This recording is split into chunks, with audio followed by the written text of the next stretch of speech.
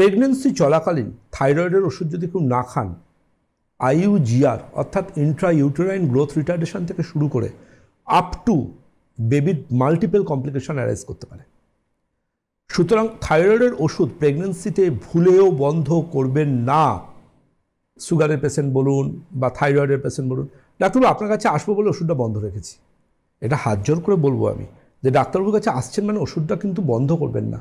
যে ব্যাধির যে ওষুধ খাচ্ছেন সেটা কন্টিনিউ চলাকালীন আমার কাছে আসুন। থাইরয়েডের ওষুধ যদি কেউ দুম করে বন্ধ করেন তার জীবনহানিরও আশঙ্কা থাকতে পারে।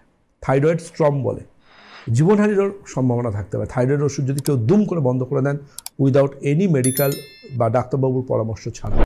সবাই নাস্তানাবুদ, সবাই জেরবার, ডাক্তারবাবু ওষুধ 50, 75 না 100, এই অঙ্ক, এই ধারাপাত, এই নামটা মুখস্থ করতে করতে জীবন কেটে যাচ্ছে। এত ওষুধ খাচ্ছি, একটু বন্ধ করলেই আবার ফিরে আসছে। আর থাইরয়েডের যে মাল্টিপল সমস্যার সাথে রিলেটেড, এই জায়গা থেকে কিন্তু মানুষ আয়ুর্বেদ চিকিৎসার কাছে আসছেন এবং আয়ুর্বেদ চিকিৎসার মাধ্যমে কিন্তু অসুখটাকে চাইছেন সরিয়ে ফেলতে। যার জন্য আমাদের ক্লিনিকে শিক্ষিত মানুষরা আসেন, জানেন কোনো সাইড এফেক্ট ছাড়া আমি সমস্যাটাকে নিয়ন্ত্রণে করতে পারবো। কারণ আমরা ট্র্যাডিশনাল আয়ুর্বেদিস্ট বংশ পরম্পরায়, আর তার সাথে কিন্তু আমরা ইউনিভার্সিটিতে আয়ুর্বেদ মেডিকেল সায়েন্সতে হায়ার স্টাডি করে এবং প্রচুর ইন্টারন্যাশনাল জার্নাল এবং অনেক সেমিনার অ্যাটেন্ড করে দুটো কথা বলছি।